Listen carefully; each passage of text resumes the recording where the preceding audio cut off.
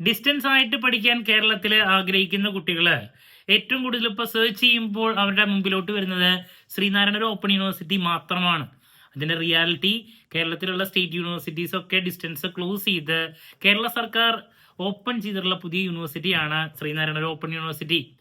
UG programme ആവട്ടെ, PG programme ആവട്ടെ, ഇപ്രാവശ്യം മുതൽ MBA, MCA അങ്ങനെ ഒരുപാട് കോഴ്സസ് ശ്രീനാരായണ ഓപ്പൺ യൂണിവേഴ്സിറ്റിയിലൂടെ നിങ്ങൾക്ക് പഠിക്കാൻ സാധിക്കും. സോ അഡ്മിഷൻ എടുക്കാൻ പോകുന്ന കുട്ടികളെ ഏറ്റവും കൂടുതൽ എൻ്റെ അടുത്ത് ചോദിക്കുന്ന ഒരു ചോദ്യത്തിനുള്ള മറുപടിയാണ് ഇന്നത്തെ വീഡിയോയിൽ ഇൻക്ലൂഡ് ചെയ്തിട്ടുള്ളത്. ശ്രീനാരായണ ഓപ്പൺ യൂണിവേഴ്സിറ്റിയിൽ പഠിക്കുകയാണെങ്കിൽ പാസ്സാകാനുള്ള സാധ്യത എത്രത്തോളം ഉണ്ട്?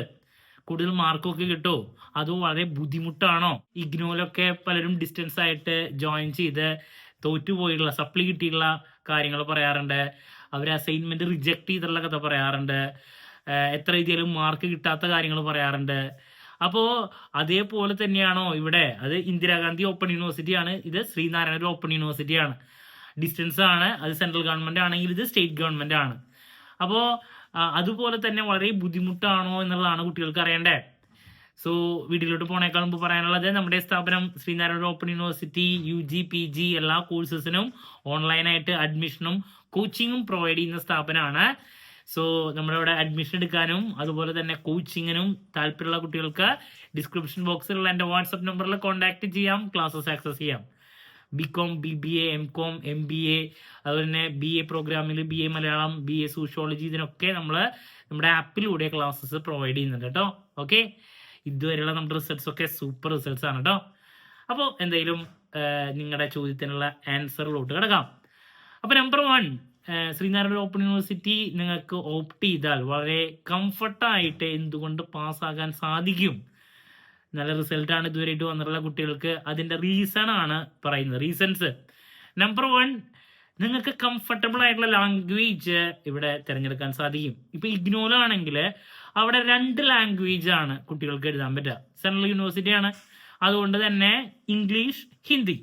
ഇപ്പൊ നോർത്ത് ഇന്ത്യൻസ് ആണ് മെജോറിറ്റി അവിടെ വരുന്നത്. അപ്പോൾ അവര് ഒരുപാട് കുട്ടികൾ എക്സാം എഴുതുന്നത് ഹിന്ദിയിലാണ്. നേരെ മറിച്ച് നമുക്കത് പോസിബിൾ അല്ല. നമ്മുടെ സ്റ്റേറ്റ് യൂണിവേഴ്സിറ്റി ഇപ്പോൾ ഇവിടെ ഇംഗ്ലീഷ്, മലയാളം. അപ്പോൾ കുറെ ഗ്യാപ്പൊക്കെ വന്നതിന് ശേഷം എക്സാം എഴുതുന്ന അല്ലെങ്കിൽ പഠിക്കുന്ന ആൾക്കാർ, ജോലിക്ക് പോയി പഠിക്കുന്ന ആൾക്കാർ, അവരൊക്കെയാണ് ഇപ്പോൾ മലയാളത്തിലൊക്കെ ഓപ്റ്റ് ചെയ്യുക. ബട്ട് ഞാൻ എപ്പോഴും പറയാറുണ്ട്, ഇംഗ്ലീഷിൽ എഴുതുന്നതാണ് ഏറ്റവും ബെസ്റ്റ് എന്നുള്ളതാണ്.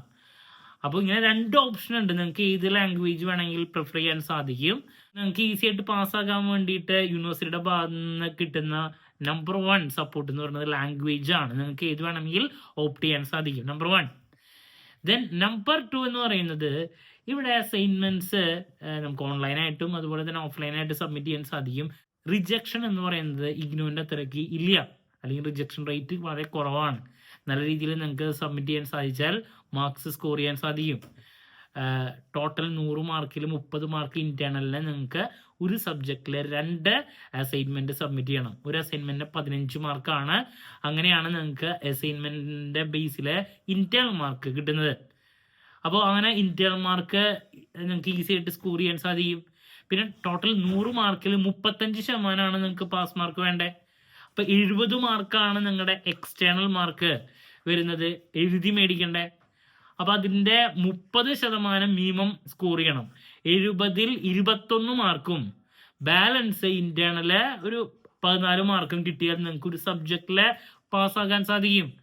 അപ്പോൾ ഒരു സ്റ്റുഡൻറ് ഒന്ന് വിചാരിച്ചാൽ ഈ പറഞ്ഞ 70ൽ 21 പിന്നെ ഇന്റേണൽ മാർക്കും കൂടി കൂട്ടിക്കഴിഞ്ഞാൽ നിങ്ങൾക്ക് 35 അബോവ് സ്കോർ ചെയ്യാൻ പറ്റും. അപ്പോൾ നിങ്ങൾക്ക് പാസ് മാർക്കിലോട്ട് എത്താൻ എന്ന് പറയണത്, എൻ്റെ സ്മാർട്ട് സ്റ്റഡി വീഡിയോസ് ഒക്കെ കുട്ടികൾ നന്നായിട്ട് ഫോളോ ചെയ്യാറുണ്ട്. ഫോളോ ചെയ്യുകയാണെങ്കിൽ പുഷ്പം പോലെ പാസ്സാക്കാൻ പറ്റും. ഹൈ സ്കോറിലോട്ട് പോകണമെങ്കിലുള്ള വീഡിയോസ് ഞാൻ ചെയ്യാറുണ്ട്, അതും ഫോളോ ചെയ്താൽ മതി. ഏറ്റവും കൂടുതൽ വേണ്ടത് സ്മാർട്ട് അപ്രോച്ചാണ്, സ്കോർ ചെയ്യാൻ വേണ്ടിയിട്ടും പാസ്സാകാൻ വേണ്ടിയിട്ടും. അപ്പോൾ ഇങ്ങനെ യൂഷ്വലി ഇപ്പം ഇഗ്നോയിലൊക്കെ വരുന്ന ഈ റിജക്ഷൻ റേറ്റ്, പിന്നെ ഈ പറയുന്ന എക്സാമിൽ എന്ത് എഴുതിയാലും മാർക്കില്ലാത്ത ഒരു പ്രശ്നം, അതൊക്കെ കമ്പാരിറ്റീവ്ലി കുറവാണ്. ഇവിടെ നല്ല രീതിയിൽ തന്നെ സ്കോർ ചെയ്യാനൊക്കെ കുട്ടികൾക്ക് സാധിക്കാറുണ്ട്. പിന്നെ റെക്കഗ്നീഷൻ ഉണ്ടെന്നുള്ളതിനേക്കാൾ മുമ്പുള്ള ഞാൻ വീഡിയോസിൽ മെൻഷൻ ചെയ്താണ് UGC റെക്കഗ്നീഷൻ. പിന്നെ നമ്മുടെ സ്വന്തം യൂണിവേഴ്സിറ്റിയാണ് കേരള സർക്കാരിൻ്റെ, അതുകൊണ്ട് തന്നെ PSC റെക്കഗ്നീഷൻ എബ്രോഡ് വാല്യൂ ഉള്ളതാണ്.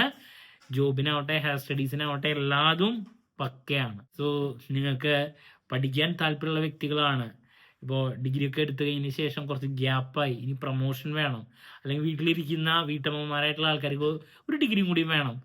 അപ്പോൾ അങ്ങനെയൊക്കെ തോന്നുന്ന ആൾക്കാർ, പിന്നെ ആസ് യൂഷ്വൽ +2 കഴിഞ്ഞ് ഡിഗ്രി ചെയ്യാൻ ഉദ്ദേശിക്കുന്നവരെ, പ്രൊഫഷണൽ കോഴ്സിൻ്റെ കൂടെ ഡിഗ്രി ചെയ്യാൻ അല്ലെങ്കിൽ PG ചെയ്യാൻ ഉദ്ദേശിക്കുന്നവർ, ഇവർക്കൊക്കെ ഏറ്റവും കംഫർട്ടബിൾ ആയിരിക്കും ശ്രീനാരായണ ഓപ്പൺ യൂണിവേഴ്സിറ്റി. ഒരുപാട് കുട്ടികൾ ഈ ഒരു ചോദ്യം ചോദിച്ചുകൊണ്ടാണ് നമ്മൾ സെപ്പറേറ്റ് ഒരു വീഡിയോ ആയിട്ട് അപ്ലോഡ് ചെയ്തത്.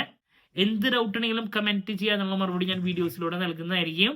ഏറ്റവും കൂടുതൽ ശ്രദ്ധിക്കേണ്ടതാണ് യൂണിവേഴ്സിറ്റി സെലക്ട് ചെയ്യുന്ന സമയത്ത് UGC റെക്കഗ്നേഷൻ ഉണ്ടോ എന്നുള്ള ഉറപ്പാക്കണം. ആ യൂണിവേഴ്സിറ്റിയിൽ പഠിക്കുന്നതുകൊണ്ട് നമുക്ക് യൂസ്ഫുൾ ആകുമോ എന്നുള്ളതും ഉറപ്പാക്കണം. അതിൻ്റെ പാസ് പെർസെൻറ്റേജ് എങ്ങനെയാണെന്നുള്ളതും ഉറപ്പാക്കണം.